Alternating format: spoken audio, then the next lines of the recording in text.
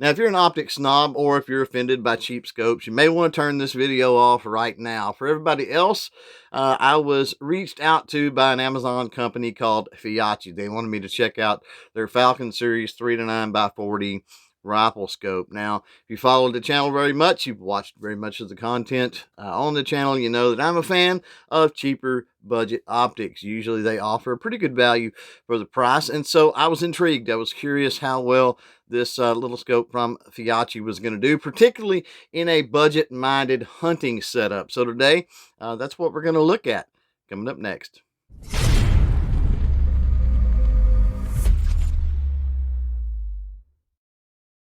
Now, this Feyachi Falcon scope comes in a 3-9 variable power magnification, and it's going to have a 40mm objective. Now, one thing right off the bat that I can say I don't really care for is the objective. It is a 40mm fixed objective. It is not adjustable. Curious what you guys think out there. Do you like a fixed objective? Do you like an adjustable objective? What are your thoughts? Hit me up in the comments below.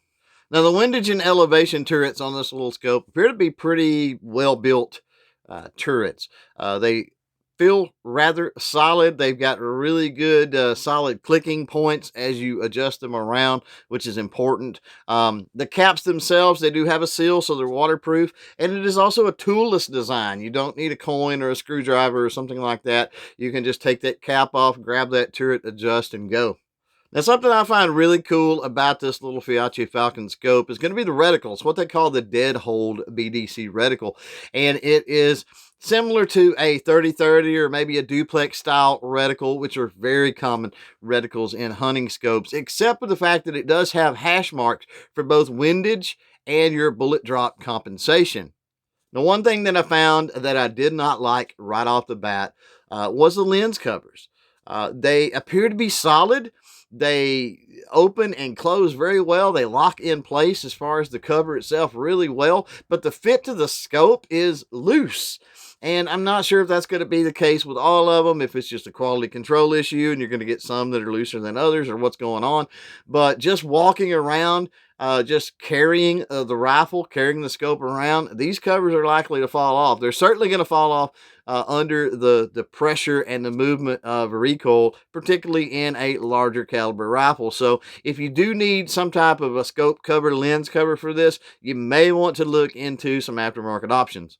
Now, since this scope is a cheaper, budget-minded scope, we are going to approach the testing and everything today from a hunter's mindset, from a budget hunting standpoint. And to that avail, we're going to mount this scope on a Ruger American 30-06, a fairly budget-minded rifle in a fairly common caliber. Now, the tube size on this Feyachi Falcon scope is 1 inch. So when you're mounting the scope, you are going to want a set of 1-inch rings. Now, it just so happens the scope that I had on my Ruger American 30-06 is also a 1-inch tube. So I'm just going to use the rings that I already have on there. No big deal. It's also important to mention that when you are mounting a scope, you do need to pay particular attention to getting that scope level, getting the crosshairs level, all that good stuff. And for that purpose, I use a little Wheeler scope leveling device. And as far as torquing those scope rings down, those caps down, that sort of stuff, I absolutely love using the Wheeler fat wrench. That is Firearm Accurizing Torque Wrench, FAT.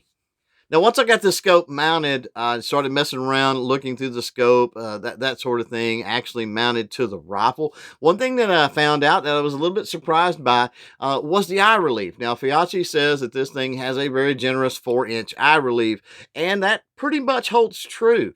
I was surprised. I got down behind the rifle, and with most budget, cheaper scopes that are out there, the offerings from, let's say, a Barska or a Sight Mark or a what is the other one? NC Star, right? The eye relief I find really, really weird. It's hard to get down on the comb of that rifle and get a really good sight picture through that scope. With this Feyachi, mounted it up, got down. It didn't take very much adjustment at all. And I was looking through the scope, had a very good view, and eye relief was just simply not a problem. It was very comfortable. So kudos to Feyachi for sure on that. Like I said, that's something that you just normally do not see with a budget scope. Now, I'm going to say that the clarity of the glass and everything on this scope is on par with anything else you're going to find pretty much in that 70 bucks, 80 bucks, whatever price range.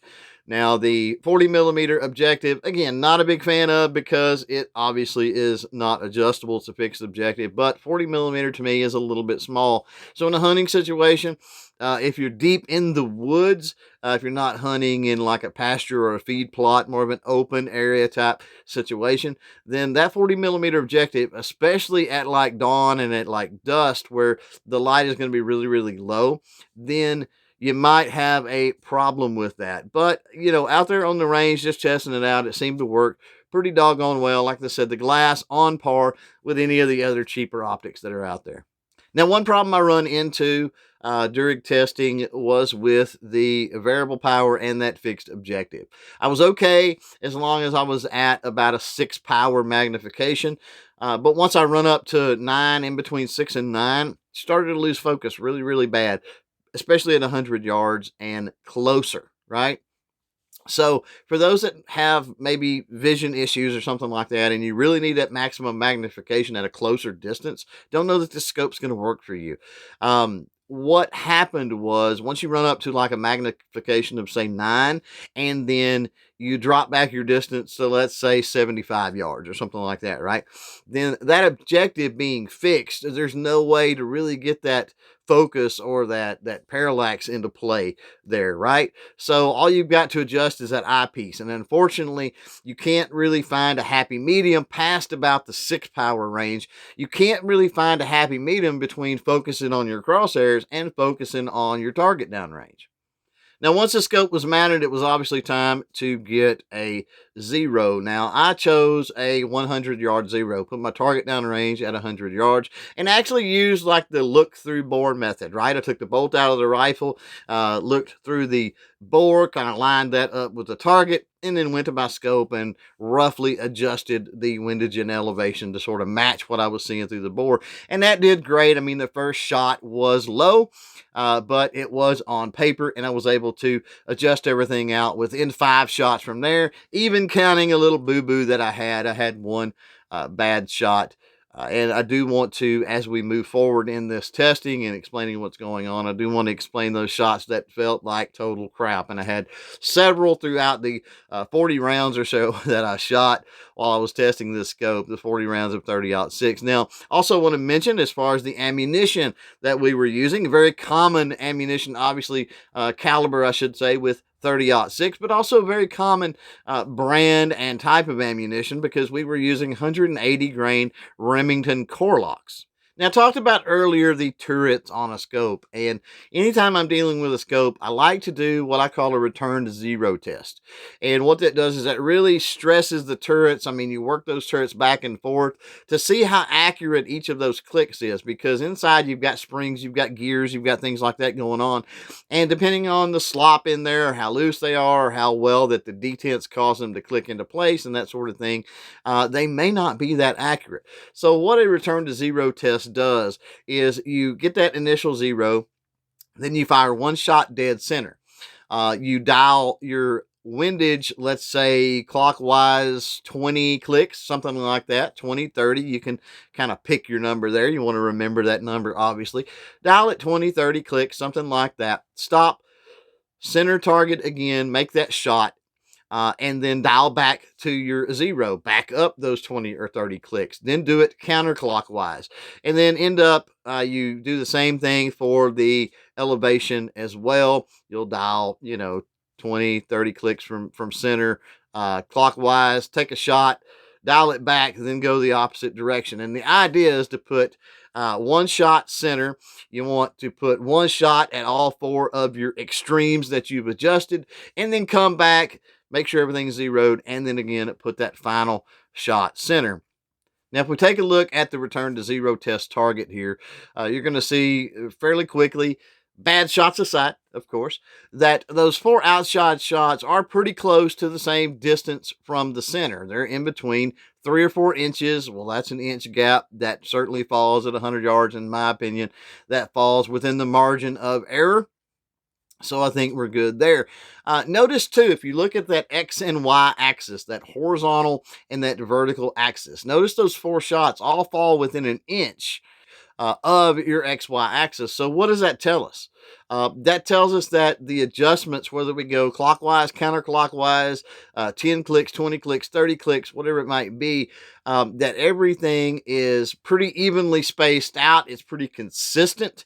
And so when you need to dial, let's say 3 inches one way or 3 inches the other way, the amount of clicks are going to be pretty much the same, just in a different direction. What that also tells us is that we're able to reset, basically back up, right? If we went 20, 30 clicks to the right, we can then take and turn that back 20, 30 clicks to the left, and we're at our original 0 again. If you notice, there are 2 shots in the center. One was the first shot, one was the last shot, and they're pretty darn close to each other. Now, in my opinion, as far as that return to 0 test, this little Feyachi scope, it did really well. So I thought, okay, now let's bump it up a notch. Let's do a little bit of testing and just see how rugged this thing is. If it gets dropped, beat around in the back of the pickup or an ATV or something like that. And so what I did was I took the scope off, actually took it off at the rings. I didn't take the scope out of the rings. I took the rings loose from the rail on the rifle. That was a quicker way to do it, of course. Just did it that way.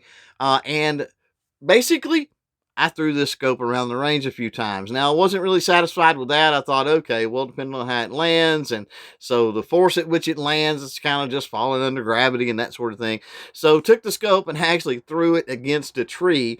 Multiple times I threw this thing against a tree. So in a real world hunting situation, it's probably not going to take a beating anywhere near like what I put this thing through. There were war scars and scratches and scrapes and dings and dents and things all in this scope when I got it done. And then once I got done tossing this thing around and beating it around, of course, mounted it back on the rifle. Once I got this scope remounted on that Ruger American 30-06, it was time to, again, at 100 yards, take some shots. It just so happened I had 6 rounds of ammunition left in the box there, so that's what I was going to fire. Now, the first shot surprised me.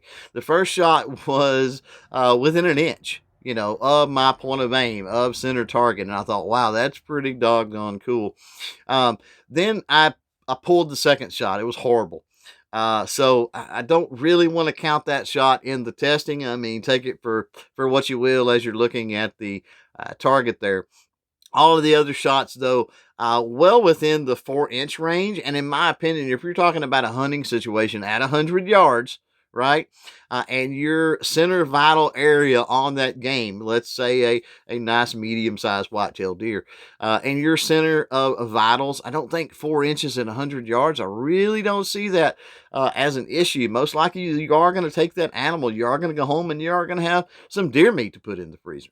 And keep in mind, this is not only after we took the scope off the rifle and put it back on, but this is also after it's been beat around. So odds are, again, if it's just getting put in the back seat of your truck and taken out, and there's some type of care, maybe it's in a rack in an ATV or something like that, I really don't see it getting beat around enough to even throw the scope off this much. So there you go. There is the testing that I did on the Feyachi Falcon 3-9x40 rifle scope. Now, in my opinion, I think this does fit well. It pairs well with, let's say, a Ruger American or a Savage Axis, or maybe even one of the new Thompson Contender, one of the Thompson compasses out there. Your cheaper style hunting rifles. I don't see any reason to break the bank, obviously, with an optic, and this one could potentially work out well for you. What I would like to hear from you guys, though, is what you think. Hopefully we have no snobs at this point in the optics realm, any snobs still going through this video and listening. So what I would like to hear from you guys out there that apparently are still interested somewhat in cheaper budget optics is some of the brands that you've used maybe that are cheaper optics. List those down in the comments below. Let's talk about them. If you have used this Feyachi scope, then by all means throw those comments down below as well. Want to thank you for hanging out. Want to thank you for watching. Until next time, don't forget to chain fire freedom.